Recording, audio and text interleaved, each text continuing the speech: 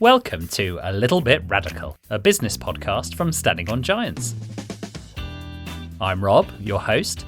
Join me as I meet people and organisations who are doing things differently, challenging the status quo and, yes, might just be a little bit radical. Most businesses want to do great work and be great places to work. Not all of them manage it, but one business that is quite frankly smashing it out the park on both fronts is Yoyo Design. Working for clients like Mercedes-Benz, JP Morgan, England Athletics and Marie Curie, Yoyo have developed a reputation for developing stunning digital experiences. Just check out their own website for a really unique experience, very different from the average agency website. They're also a certified B Corp. In fact, were hired to relaunch B Corp UK's own website recently. Not only that, they've been named as a Best for the World B Corp in the workers section, meaning that they are in the top 5% of B Corp employers globally. Joining me today is Jenny Kitchen, CEO of Yoyo, and a long-term professional buddy of both me and Standing on Giants. Jenny, welcome to the podcast. Long-term buddy, I love that. Thank you for having me. Would you call us buddies? Oh, well, I think we're there, right? Absolutely, definitely. Yeah, best buds. So Jenny, if you are a little bit radical and you're on our podcast, so we know you are, what in your early life set you up for that? This is such a great question because it always, forces you to look back and to sort of see your pathway to how you came to be, I guess. And it started, I think, so I was born in Portsmouth and my parents were there because my dad, he loved sailing and he became a yacht deliverer. So he was in Portsmouth to sail around the world, etc. But then when I was 7 years old, then we moved out to France. And I grew up in rural France, in the Loire Valley, very, very kind of small community feel. The nearest house was 1 kilometre away, and I speak in kilometres, not miles at that time. We were on a farm, very community-centric, lots of, low level of ego, kind of adventure, really quite different to a lot of kind of upbringings of other individuals that I know. My dad wasn't sailing at the time, and my parents did everything to kind of make ends meet, including sort of picking strawberries and kind of, I think my mum worked as a dental nurse, even though she had very little dental nurse training. But I guess that was rural France at the time, lack of health and safety. And so kind of for me, then it was learning a whole new language at 7 years old. I went into a local school, a very, very different mindset. And then at 12, I came back to England and, continued, I guess, more of a sort of conventional English kind of upbringing. That early life, I always sort of look back to and just think it really shifted my thinking in the way that the world works and the experiences that I got from running a farm to feeding lambs and birthing, kind of just all sorts of different things was just, it was great experiences in life. I'm really fascinated by the fact that you had such a rural, pastoral, hands-on, life and death of the farm, and then you've ended up in kind of cutting-edge digital VR, AR kind of world. Can you connect the dots there somehow? Is it the fact that it's so different that attracted you to it, do you think? Massively. So I think sort of what all of that kind of enabled me to do was to keep curiosity at the sort of forefront, and it's always been a part of me. I'm an adventurer by heart. I can't stand still. I love seeing the world. I sort of jumped on a plane to Thailand and Laos and Cambodia and stuff on my own when I was about 23 for a few months. I mean, I know that's not exactly different to others, but it definitely gave me that sort of mindset of exploration. After I left uni, even though I just spent 3 years learning, I embarked on loads of different courses, from psychology to business to volunteering with autistic children, just doing lots and lots of different things. And okay, motherhood now means that I've had to stop a little bit with that sort of outside of work sort of hobbies, although I'm doing quite a lot of the Scouts as a beaver leader. Brilliant. I guess that open-mindedness and that curiosity has definitely put me in good stead, and that's where digital is all about. There's so much change, we're embracing a whole new era of AI and how that will revolutionize how we do our work in terms of our creativity, but how it will revolutionize business and operations and literally how we do everything. I really believe that. So it's a fascinating time to be alive, but I think that curiosity and openness has definitely came from that early life experience. Curiosity comes up an awful lot on this podcast when I write my book on how to be a little bit radical, or how to raise a little bit radical children, at least in this section. Playing into that curiosity is definitely one of them. Was it hard being the only English kid in rural France at your school at that time? I didn't even think about it. People say, were you not scared or nervous? And I wasn't. I was a very confident sort of kid. I mean, later on in life, I don't know, imposter syndrome and kind of confidence wobbles kicked in. But at that time, at 7, I was a bold child. And my mum came with me on the first day. Bearing in mind, I didn't know any language, any French really. She wrote some little cards for me. I could then sort of put up and be like, it was my birthday yesterday, or where are the toilets? In French. She was expecting to be there for 2 weeks, and I sent her home within a few hours because I was, I guess, a little bit of a abnormal. It was a very sleepy area as well. So this kind of English kid coming in, then, I had most of the school, which wasn't that many people, but most of the school kind of around me and wanting to know who I was and help me in every single part of the, I guess, learning French or just being absorbed into the local community. So no, it wasn't that difficult, actually. That's great to hear, and leads me to my next question, which is, as you've become an adult, have you got more or less radical, would you say, and what's influenced that? It's funny. When I first thought about this, I think I'm quite normie in some ways in terms of 2 kids, the house, mortgage, go to work, etc. But actually, when I think a bit more deeply, some of the ways that I've conducted myself in my adult life, I have taken quite a lot of risks. I was 24 years old, 25 when I took all of my savings, which of course wasn't that much, but some inheritance from my grandfather, and ploughed it all into Yoyo. Again, I didn't really think too hard about it. It was just like, yes, this is it. This is going to be a success. And there was never any real doubt. It was, yeah, this is my pathway, or this is my pathway for now. So I guess there was some kind of radical thinking because at that time, none of my other friends were doing that. I guess my sort of more radical years are probably a few years ago when I first started kind of truly understanding the climate emergency. And how, I was sort of aware of it, but really not to the real extent that I know now. And so sort of 4 or 5 years ago, I started to really bury my head deep in terms of research and reading as much as I could around the topic. And that led me to join Extinction Rebellion, and I was helping to manage the local group. I went up to London thinking that it was going to be one day kind of on the streets just to, dip my toe in the water, so to speak.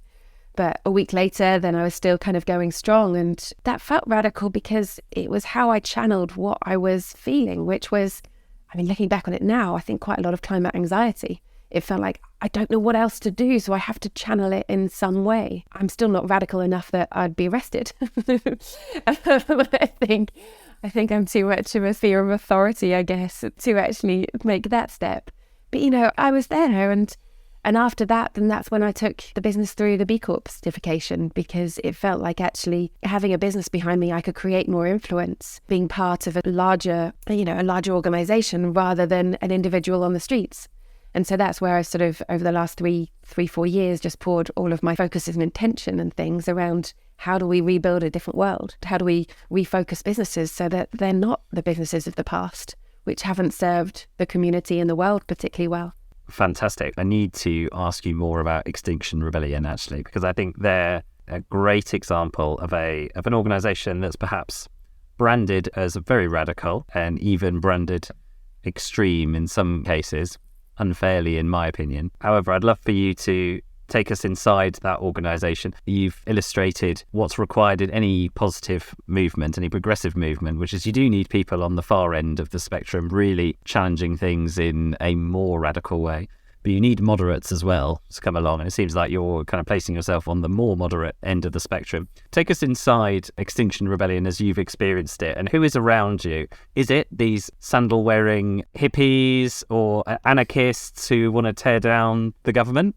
Absolutely not. And that's the thing with any of these groups, and 95% of the people aren't like that. But then because you have kind of a few individuals, and it really is a few individuals that take things into their own hands and jump on tubes or kind of do things that are kind of, to the extreme, then the whole organization and movement gets labeled or gets tarnished with that brush. And it's just not true. The people that I was with were accountants, they were lawyers, they were CEOs, they were, some were slightly more hippie than the average person. But in general, these were very well-educated people who were trying to do something because they don't know what else to do and people aren't listening and the world isn't changing quick enough. So yes, it was definitely a mix of different people and different people on the streets and things, different people who were sort of part of the organisation. But I think one of the things, even if I wasn't interested in the sort of environmental aspects, going into an organisation like that taught me so much about organisational structures. And they have really radical ideas in terms of hierarchy, in which there isn't any, which I actually don't quite believe in, because I think there still needs to be leaders. I still think there needs to be decision makers. And sometimes if you don't have that, you just end up stopping progress. But I think there's loads of really interesting kind of parts to it, such as citizens' assembly and how you hear voices from different underrepresented groups. And that is such a strong element in terms of business, of actually how do you structure yourself so you don't just pay lip service to the fact that, yes, we're diverse, yes, we listen. Actually, how do you radically change your organization so that you truly hear and you truly act on these different voices? And so actually it was in two parts. Being inside that world taught me so much about people, about the environment, about the passion, but it taught me so much about business as well. And a really huge respect to them as an organization in terms of the way they brand themselves, organize themselves and communicate with one another. Well, what a great segue into your little bit radical work and Yoyo, the company that you founded. Tell us all about Yoyo, what you're about, what your mission is, what your work is. So we are a creative agency specializing in branding and digital, basically. It's as simple as that. And the type of work that we do, probably about 40-50% of our work is for charities, not-for-profits, but also purpose-driven organisations. Being part of the B Corp community, then we have a lot of sort of B Corp clients that we work with and that we partner with. And a lot of our work would either be kind of communication of representing a company online, so websites and organic search and the like. But otherwise, we also kind of get involved with digital products and campaigns. And actually, how do you, I guess it is that kind of radical thinking, how do you inject creativity into the mix? Because so much of our world, so much of the online world has become quite homogenous in terms of sort of, websites being hyper focused on conversion rate optimization, which, don't get me wrong, is fantastic. But if you go down too much down that road, then you have a website which looks exactly the same as every other website out there. And that element of brand and creativity just gets lost in the mix. And so there's no uniqueness, there's no memorability, there's a lack of engagement. So that is the part where we really sort of focus on. As you sort of mentioned, I mean, we've been so lucky to work with incredible clients and continue to do so now. But having said that, we are fairly picky in what we do, and we're sort of very focused on actually working with those brands that want to be different. Otherwise, we're never going to be the right agency for them and vice versa. If there was a single piece of work that to a listener would completely sum up what Yoyo is all about, what piece of work would that be? Oh, that's a really interesting question. There's so many different ones, but I mean, one that I'm incredibly proud of is our work with the University of Southampton. So it was an alumni engagement campaign where the brief, and we like to problem solve with our clients, we actually like to get involved in the mix right at the beginning when it's a case of, right, we've got this audience type, we've got this audience segment, how do we engage with them? How do we get them to do something, whatever that something is? And at that point, then we can be part of the true creative process, regardless of channel, regardless of sort of anything else. And so that piece of work was phenomenal. And the whole campaign was all around Track Me Back. It was called Replay. It was around what music takes you back to your university time. Great. Such a simple idea and tapping into nostalgia, which is so powerful. Absolutely. And you can see kind of like that creative hook, that creative idea is so simple, which is one of our kind of key mottos. Keep it simple, keep it focused, and then build out from there. So you can imagine how many kind of different avenues this went down, from tie-ups with Spotify and creating playlists from, 1999 or whenever you sort of went to university and things, and then sharing that on social media and the website itself where it housed all this different music. So yeah, it shed loads of awards. It was just a really good shake-up to the industry. And I think that innovation, we've never stuck to a particular sector. And that's really powerful for us because we don't get rusty. We don't just copy the same things over and over again and just look inside a particular sector. We work across music and financial services and B2B and shoes and whatever it may be. We work across lots of different sectors. But we take all of that thinking and things to really shake up and create kind of innovative ideas. What track takes you back to your university years? Do you know what I was listening to this morning? Natalie Imbruglia, Torn. I mean, It wasn't really university, but I think it probably was. Yeah. Maybe college. Absolutely. Yeah, I've got a few of that. I was just personally thinking what tracks are in there. I think definitely Way AR, Timbaland is in there. And then that song, was it Hot Chip? That goes, because we are your friends. Might not be Hot Chip, but that one. I don't think, maybe it is. Yeah, it was brilliant. I don't think it is Hot Chip, but yeah, maybe a listener can tell me who did that song that I can't remember. That's exactly what the Q&A feature on the podcast platform you're listening on is for, people, by the way. Fantastic example, I think, of your innovation in your work. Now I want to come back to the pickiness and what it means to be a purpose-led organisation, an organisation that's doing great work for people and planet and not just profit.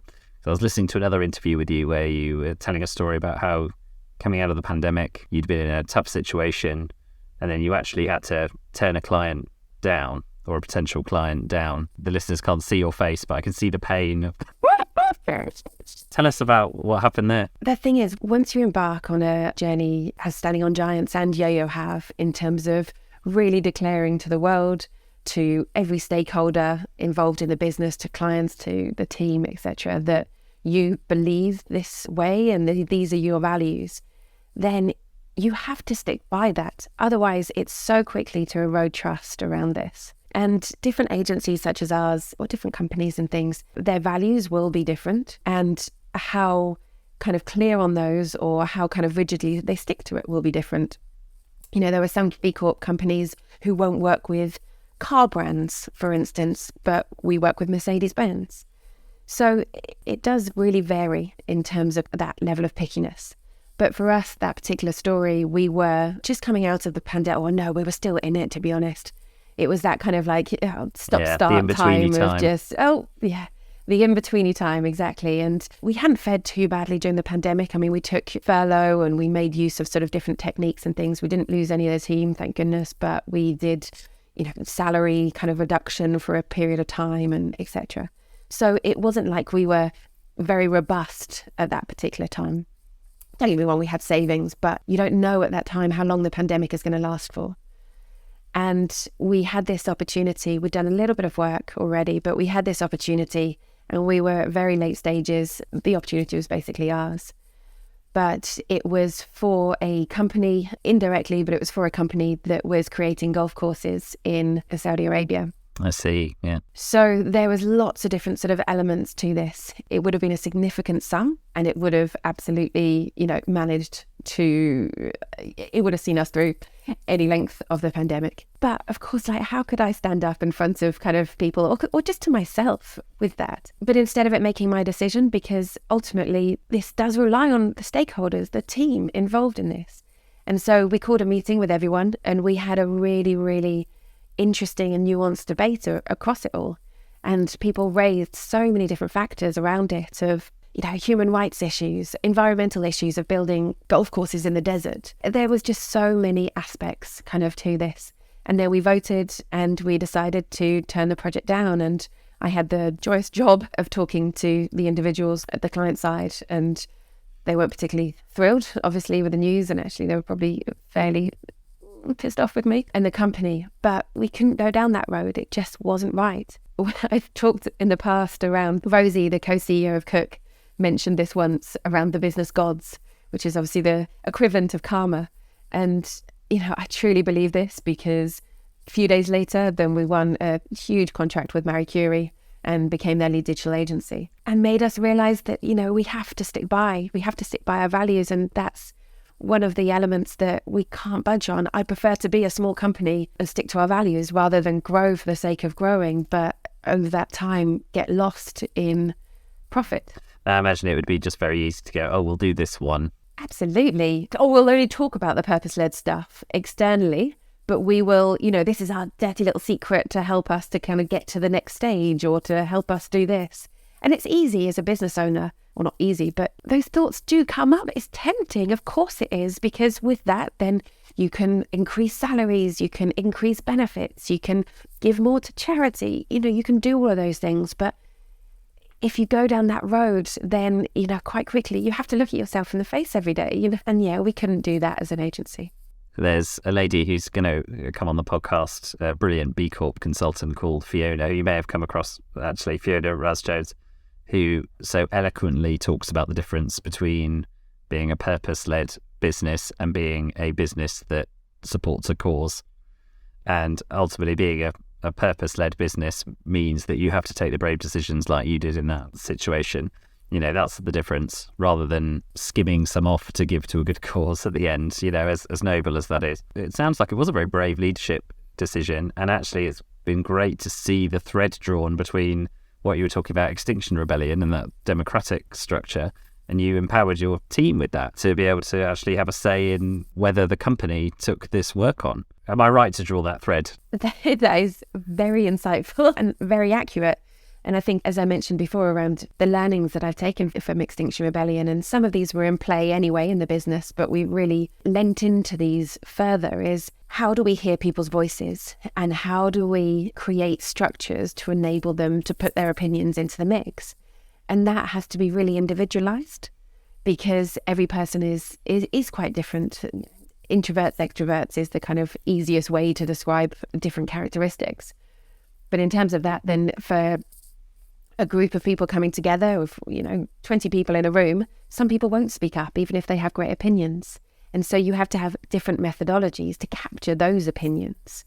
So we have 3 different methods, which is the group talk, which is every 2 weeks we have what we call a town hall, and anyone can put up you'll see, so we've got town hall and Supreme Court. This whole country that's just yo-yo. But anyone can spend some time on the farm as well. Exactly. But people put up whatever they want on the board, and we have a discussion around it. So some of the topics have been pretty spicy and kind of interesting ones there. So that's one method of hearing from people. The second method is that I run something called Insight Talks, where I sit down with every person across the year, hopefully every 6 months, but typically kind of definitely over a year. And I ask them 3 questions, which is, what's stopping you from doing your best work? It's, what am I missing? The business strategy, what am I missing? And if you could improve one thing tomorrow about Yoyo, what would that be?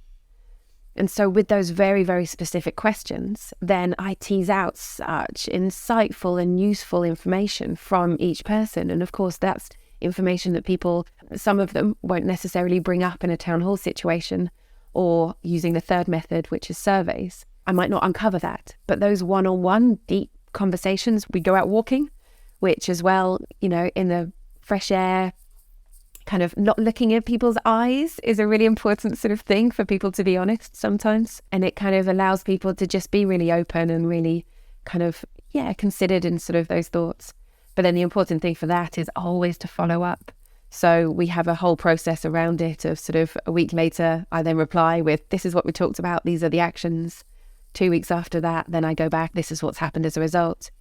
And then every company meeting every month, then we have a we listened, we did section, which brings some of those kind of like key insight to the table. So it's kind of those types of very committed, process-driven methods that really allow you to listen to the team and to get proper team engagement. There are so many companies that want to turn their company into a community. And what you've just described is just some A-class community building tactics. So anyone listening, steal those. It's fantastic. There's so much in there that I loved. I loved the taking in of other people's needs, the going for a walk for that feedback meeting rather than like Zoom call, like you say, because I was about to ask you, like, do you think you hear the truth in those meetings? Actually, I'll still ask you that. Do you think you hear the truth? I really honestly do, because I've been running Yoyo for 11 years now, and people have seen me in all sorts of like vulnerable and open and honest situations. And I think because I come across in that way, in that open way, then people do feel like, even if they've just joined the company as an intern, then they do feel empowered to be able to talk to me about things. I think I stick to my openness when people give me feedback. And I talk a lot about feedback, and I talk a lot about bravery and conversations and courageous conversations and things. And so we've done a lot of training over the years and things of how people can feel comfortable. So you set up really good, solid relationships. You don't have to be best friends with people, but just really trusting partnerships with individuals. And then it allows people to talk more openly and freely. Of course, I'm always going to be the boss. So it's not going to be like I'm under no illusion that people will be 100% honest with me. But I think, a good 80-90%, I think there is kind of some really good honesty. And because they see, if they are honest, then they see the benefit as a result of it. And that is really powerful. Because if I didn't do that, then people are like, well, why would I be honest with you? Why would I open myself up to vulnerability if ultimately it doesn't go anywhere? You have to have a sort of real loop in this and have a process that drives this level of openness and feedback.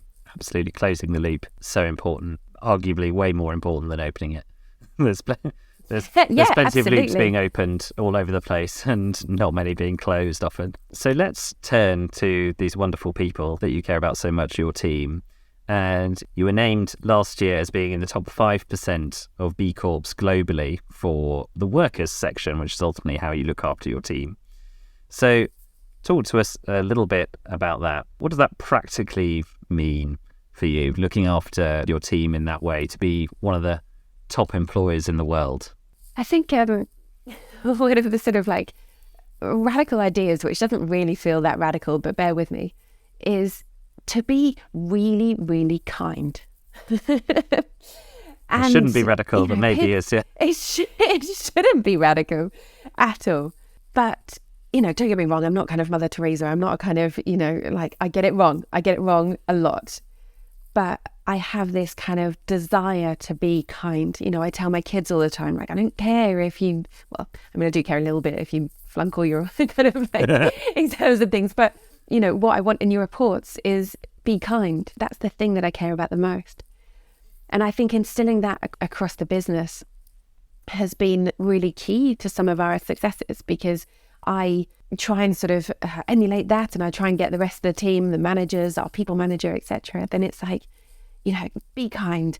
Try not to judge people. Try to listen before you speak. Try to empathize. Try to understand what the other person is going through.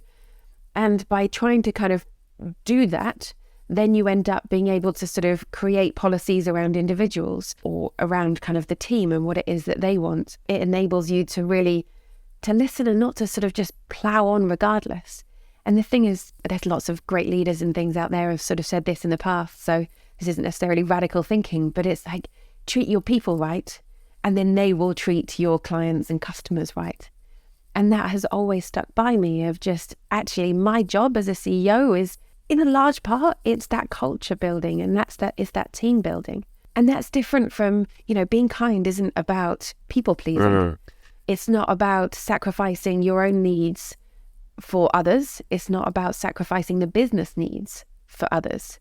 We're very much not pushovers in all of this at all. And I think sometimes kindness in leadership can enter into that world. And when people say sort of, actually they haven't said it for a while, because I think I've talked a lot about this concept. But about 5-6 years ago, people would say, no, you're too nice to people. But let's unpack that. We run a very profitable company. Our team are happy. Our clients are happy. The work is excellent. We don't work crazy hours, evenings or weekends. What does it mean to be too nice to people? That makes no sense. That can be put into that box of fluffiness. It makes commercial sense to treat your people well. And of course, that helps with retention. That helps with attracting talent. That helps with more than that, actually. It helps with engagement. If people are engaged, the productivity levels shoot through the roof, which is exactly what I want and need in a business. The practical kind of like elements to it, they're not necessarily kind of completely radical. It's giving people a career. It's giving people job satisfaction. It's having a sort of purpose that they can get behind that's bigger than, just coming in, working 9 to 5 and walking out. It's getting involved in charity work and volunteering. It's making sure that their voice is listened to. That is one of the key elements. And B Corp, the framework in terms of BIA, is fantastic for that, because it looks at all of the different elements of workers and gives you ideas and suggestions about how to better engage with your team or how to hear their voices more. And obviously there's so much research and things around this. So it's all out there. Just do it. It's not, I don't think it's radical. I think it's just be consistent. That's fantastic. I want to pick up on this kindness point, because I think that's really interesting and something that is perhaps a little bit radical in what you're doing, because be kind has been ruined as a slogan. Let's face it. It's been instantly ruined because it's been associated with exactly what you say, being too nice, whatever that means. But I think what's actually at play there surely is this kind of dominant idea that business is tough and we all need to be suffering to be in profit, and work is hard and painful and there's sacrifice. I think all of those things are true to a point, but there is a different way of doing things, and that is the little bit radical part of you, right? I can imagine how someone with that ideology looks at the way you run your business and would assume that performance suffered. But as you say, it doesn't. Not at all. And I think it's really interesting how many people I've spoken to over the years who say things like, I had to go through the ringer. I had to suffer in my early career. I had to be treated badly for a long time before I could, have a seat at the table and have a voice. But you just think, okay, did that really kind of, get the best out of you? Well, no, but I did. And so other people have to. That just blows my mind. Why do the same things when you know they don't work? Yeah, it's completely irrational, which is ironic because it's often the people who style themselves as the most rational who want to do that kind of thing, right? I hear this a lot with Standing on Giants, this kind of range of benefits in our culture and that kind of thing, and the way we treat our people. And I speak to, colleagues in perhaps more traditional industries or even in new industries, and they say, we could never do that at this company because... What would be your answer to that question when you're asked it, and there was a leader in a different type of business that wanted to start implementing a more progressive culture? What would you say to them and encourage them to do? I think sort of the issue with larger kind of organizations or maybe more traditional sectors is that people shut down conversations quite quickly because of the risk element involved in it. And they feel like it's a gigantic piece of work to turn this sort of tanker around. So they just stick with the status quo. Don't get me wrong, it is easier in a smaller business because you can be more agile, certainly. But that's not to say that it's just, that's it, that's our lot in a large organisation at all. And so I think kind of a few of the tips, I guess, around it is to start small. It doesn't have to be, sometimes if you kind of say, okay, we're going to implement a 4-day working week next week forever. That's a scary thought even for me. But if you reduce that down and say, okay, well, why don't we do the last Friday of every month, we will not work. In order to reduce the working hours per month for this, then we need to look at efficiencies, we need to make some changes, etc. And we will put this in play for 6 months and we'll actually do a test around it. At the end of this 6 months, and people, as we've seen with studies and things quite recently around 4-day weeks, then doing it like that, then you suddenly have lots of data, you have lots of ideas. But the worst thing that you can do is if you just stuck in thought and not action, then you're not learning. And so it's that whole kind of, borrowing it from the startup culture of just test and learn, fail fast, all of those types of things. Then that's the reason why those things are powerful, because you're not learning if you're just thinking. Your brain isn't that good. Like people, especially kind of, the old monkey brain, it's kind of, oh no, we can't do that. Oh no, we can't do that. It will always be, we're not particularly positive and optimistic individuals, human beings aren't in general. And so there will always be that kind of, oh, but what if that goes wrong? But actually, if you test things out on a smaller scale, then you start to get some answers and some data and some anecdotes and start to see that actually this could work and maybe we need to adapt it in some way. So I guess that would be the kind of advice around sort of starting kind of small for those kind of corporations. But, you know, the reality is, and we've worked with lots of corporates in the past, structures are going to be obsolete unless they make changes. You know, people just aren't going to stand for it anymore. The younger generation especially, they are built of very different things than sort of millennials and older. And the world is changing, so you have to change with it. And corporations will need to change with it. Absolutely. Love those top tips and the rallying cry. Thank you, Jenny. So we're coming to the final section of our interview today, which is a little bit radical world. So if I take you out of your day-to-day, you're a very purpose-driven individual and a purpose-driven company. So I imagine you think about this a lot. So something outside of your sphere of influence, direct influence, what little bit radical change would you like to see in the world? I guess my biggest bugbear, no, it's more than a bugbear, is the inequality that we have in our world. And I strongly believe that we're making the world such a terrible place as a result of this inequality. But the only way that we can change that is at structural level, at sort of government level, because individuals are so primed, you know, with accountants saving you tax, or with kind of like, you know, it takes quite a lot to be radical as an individual to say, no, I don't want more, or no, I'm happy here. Some people do, but most people don't. I guess the radical idea is to cap and to say no one can earn more than £400,000 a year, for instance. No one can have more than £4 million in the bank or in assets. Oh, love it. And don't get me wrong, that is a lot. So it's not saying don't be entrepreneurial. It's not saying don't be ambitious. There is room within that. But no one, I believe, needs to earn £1 million a year. And that is at the root of so many problems across the world, from housing shortages to sort of the environmental and the sort of impact on the planet. You know, the more you have, the more you buy, the more stuff you create in the world, the more you travel on private jets or whatever that may be. So yeah, that would be my suggestion to the government at large. I love it. We spoke to Donald Moore. His episode is coming out in season 2. Runs a brilliant company called One and All, or is the chairman of One and All. And they have a multiplier cap. So the leaders of that business cannot earn more than, I think it's set at 10 times the lowest paid worker. Apparently they don't even earn anywhere near that either. Have you done something similar, or is it sort of indicative? You haven't set it in stone, but it's... No, exactly the same. Ours is 5 times. Nice, yeah. I can't have those radical ideas without doing it myself. And I think that's where it becomes more powerful if you are doing it and you're not asking others to do it, but, you know, secretly stashing away the millions. That's not the way to do it. Absolutely. Very inspirational. Thank you, Jenny. So the last question is always the same. There's someone listening to us talk and they've got a little bit of a radical idea, perhaps for their work, for their personal life, for the world, and they want to know how to get started. What would your advice be to that person? Oh, interesting. So I think if someone has a radical idea, then first of all, you need to understand the sphere of influence that you have. If you have a radical idea, you want action. So who is going to help you to drive that action? And understanding kind of that piece, I guess, whether that's you need support from your boss or from local council or whoever that may be.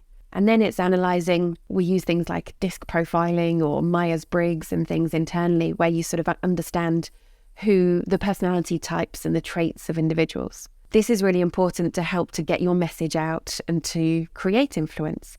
Understanding who you are talking to. You know, are those people going to be moved by passion? Are they going to be moved by data and research? Are they going to be moved by spreadsheets? You know, whatever it is, understanding how you can then create that influence. And then, honestly, it's energy.